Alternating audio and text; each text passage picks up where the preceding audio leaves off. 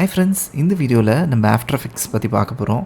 இது after எஃபெக்ட்ஸோட episode 1. After எஃபெக்ட்ஸோட பேசிக் interface பற்றி பார்ப்போம் அண்ட் பேசிக் செட்டிங்ஸ் பற்றி பார்ப்போம். சீக்வன்ஸ்னால் என்ன, அதோட ரெசல்யூஷன்ஸ் இதெல்லாம் எப்படி செட் பண்ணுறதுன்றதை பற்றி பார்க்கலாம். ஸோ உங்களுக்கு ஆஃப்டர் எஃபெக்ட்ஸ் இந்த மாதிரி தான் இருக்கும். After effects screen. ஸோ இப்போ நான் யூஸ் பண்ணுறது ஆஃப்டர் எஃபெக்ட்ஸ் 2025 யூஸ் பண்ணுறேன். ஸோ இந்த இடத்துல நியூ ப்ராஜெக்ட், ஓப்பன் ப்ராஜெக்ட் இப்படின்னு 2 விஷயம் கொடுத்துருப்பாங்க. அண்ட் நெக்ஸ்ட் நியூ டீம் ப்ராஜெக்ட்னு இருக்கும். ஸோ இந்த நியூ ப்ராஜெக்ட் வந்து நம்ம புதுசாக க்ரியேட் பண்ண போகிறது. ஓப்பன் ப்ராஜெக்ட்ன்றது ஏற்கனவே நம்ம பண்ணி வச்சுருக்கிற ப்ராஜெக்ட்ஸ். ஸோ அதை தான் உங்களுக்கு இந்த இடத்துலையும் காமிக்கும். ஸோ இந்த இடத்துல உங்களோட பழைய ப்ராஜெக்டோட நேமு அண்ட் எவ்வளோ நேரத்துக்கு முன்னாடி நீங்கள் அதை அக்சஸ் பண்ணீங்க அண்ட் ப்ராஜெக்டோட சைஸ் அண்ட் ஏஇபி அப்படின்னு காட்டும். இந்த ஏஇபின்னா ஆஃப்டர் எஃபெக்ட்ஸ் ப்ராஜெக்ட் அப்படின்னு அர்த்தம். ஓகே, ஸோ நம்ம ஃபஸ்ட்டு எப்படி ஒரு ப்ராஜெக்டை க்ரியேட் பண்ணலான்றதை பற்றி பார்க்கலாம். ஓகே, அண்ட் நான் ஃபஸ்ட்டு நியூ ப்ராஜெக்ட் கொடுக்குறேன். ஸோ நியூ ப்ராஜெக்ட் கொடுத்தோடனே எனக்கு இந்த மாதிரி ஓப்பன் ஆகும். ஸோ இதுதான் ஆஃப்டர் எஃபெக்ட்ஸோட இன்டர்ஃபேஸ். ஸோ உங்களுக்கு வேறு மாதிரி இன்டர்ஃபேஸ் இருந்துச்சுன்னா Windows, work space and all panels கொடுத்தீங்கன்னா உங்களுக்கு இந்த மாதிரி மாறிடும். ஆஃப்டர் எஃபெக்ட்ஸில் எப்பயுமே டிஃப்ரெண்ட்டாக வச்சுருப்பாங்க.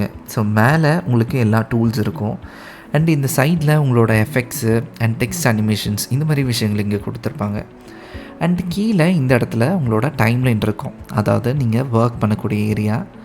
அண்ட் இந்த new composition and new composition from ஃபுட்டேஜ்ன்னு இருக்குல்ல, ஸோ இங்கே இருக்கிற இடத்துல உங்களுக்கு ஒரு டிஸ்பிளேவும் வரும். ஓகே, ஸோ இப்போது காம்போசிஷன்னா என்னென்னு பார்க்கலாம். ப்ரீமியர் ப்ரோ இல்லை மற்ற சாஃப்ட்வேர்ஸ் யூஸ் பண்ணியிருந்தீங்கன்னா அதை சீக்வன்ஸ் அப்படின்னு சொல்லுவாங்க. ஸோ இந்த இடத்துல அதை காம்போசிஷன் அப்படின்னு சொல்லுவாங்க. ஓகேவா? ஸோ காம்போசிஷன் நீங்கள் எய்தர் க்ரியேட் பண்ணலாம், அப்படி இல்லைனா ஏற்கனவே ஒரு வீடியோ இருக்குன்னா அந்த வீடியோவை ட்ராக் பண்ணி போட்டிங்கன்னா நியூ காம்போசிஷன் ஃப்ரம் ஃபுட்டேஜ் வந்துடும். ஓகே, எப்பயுமே நியூ காம்போசிஷன் நம்ம க்ரியேட் பண்ணுறது தான் best. So new composition click பண்ணுறேன். ஸோ ஃபஸ்ட் காம்போசிஷனோட பேர் நான் போட்டுக்கிறேன். இப்போது காம்போசிஷனே நான் போடுறேன். ஸோ இந்த இடத்துல பார்த்தீங்கன்னா உங்களுக்கு இந்த மாதிரி டிஃப்ரெண்ட் ஆப்ஷன்ஸ் கொடுத்துருப்பாங்க. ப்ரீசெட். ஸோ ப்ரீசெட்டுன்றது வந்து என்னென்னா, இப்போது நம்மளுக்கு இன்ஸ்டாகிராமுக்கெல்லாம் அந்த ஸ்கொயர் சைஸ்லாம் இருக்கும்ல, ஸோ அந்த மாதிரி இப்போ சோஷியல் மீடியா ஸ்கொயர் இங்கே இருக்குது பார்த்தீங்களா, 1080 × 1080. இந்த 1080 இந்த இதெல்லாம் வந்து என்னென்னா ரெசல்யூஷன் அப்படின்ட்டு. ஓகேவா? ரெசல்யூஷன்ன்றது நீங்கள் வீடியோ கேமராவில் எடுக்கிற அந்த குவாலிட்டி. இப்போ ஃபுல் ஹெச்டி, 4K 2K இந்த மாதிரிலாம் இருக்குல்ல, ஸோ இதெல்லாம் தான் ரெசல்யூஷன் அப்படின்வாங்க. நீங்கள் இதில் சீக்வன்ஸில் க்ரியேட் பண்ணுறதுக்கு முன்னாடி upscaling and down scaling and resolution பற்றி உங்களுக்கு தெரிஞ்சிருக்கணும்.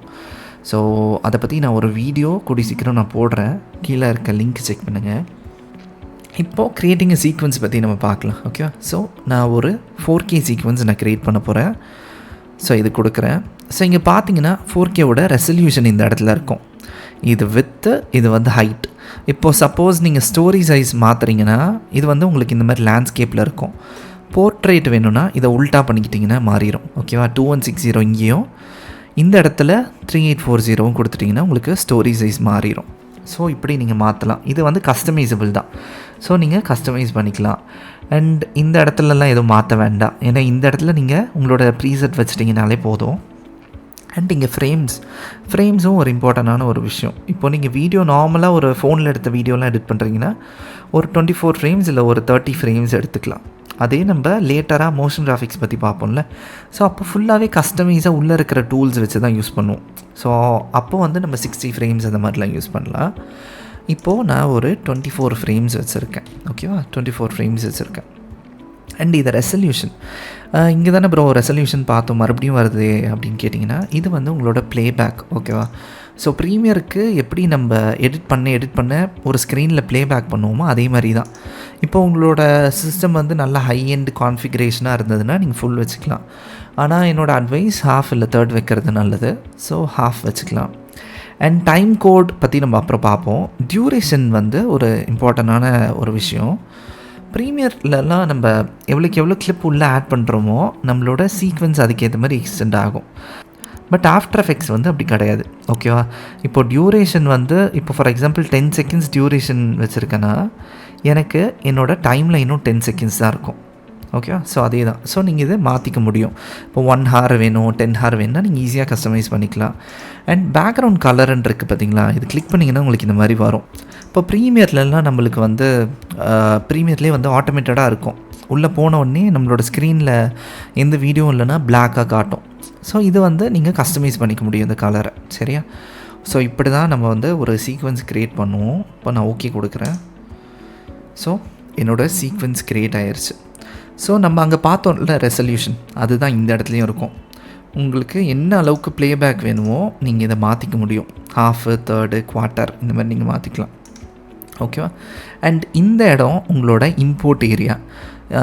இம்போர்ட் ஏரியானா லைக் வீடியோஸ் இம்போர்ட் பண்ணுறது, ஆடியோஸ் இம்போர்ட் பண்ணுறது அண்ட் ஃபோட்டோஷாப் டெம்ப்ளேட்ஸ் இந்த மாதிரி விஷயங்கள்லாம் நீங்கள் வந்து இதில் இம்போர்ட் பண்ணிக்க முடியும். ஸோ இதுதான் வந்து இம்போர்ட் ஏரியா அப்படின்னு சொல்லி சொல்லுவாங்க. சரியா? இஃப் சப்போஸ் உங்களோட சீக்வென்ஸ் வந்து நீங்கள் தப்பாக பண்ணிட்டீங்கன்னு நீங்களேன், இதை எப்படி கஸ்டமைஸ் பண்ணலான்னா எடிட்டில் காம்போசிஷன் போயிட்டு காம்போசிஷன் செட்டிங்ஸ் அப்படின்னு இருக்கும். இதை கிளிக் பண்ணிங்கன்னா உங்களுக்கு இந்த மாதிரி வரும். ஸோ நீங்கள் ஃபஸ்ட்டு என்ன கொடுத்தீங்களோ அதே மாதிரி வரும். ஸோ நீங்கள் இதில் ஃப்ரேம் ரேட்ஸ் வேணும்னா 30 ஃப்ரேம்ஸ் மாற்றிக்கலாம். அண்ட் ரெசல்யூஷன் வேணும்னா மாற்றிக்கலாம். இதெல்லாம் நீங்கள் வந்து எடிட் பண்ண ஆரம்பிக்கிறதுக்கு முன்னாடி பண்ண வேண்டிய விஷயம். சரியா?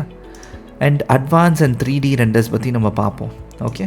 ஸோ உங்களுக்கு சீக்வென்ஸ் புரிஞ்சிருக்கும்னு நான் நம்புகிறேன். மீதி நம்ம நெக்ஸ்ட் வீடியோவில் பார்க்கலாம்.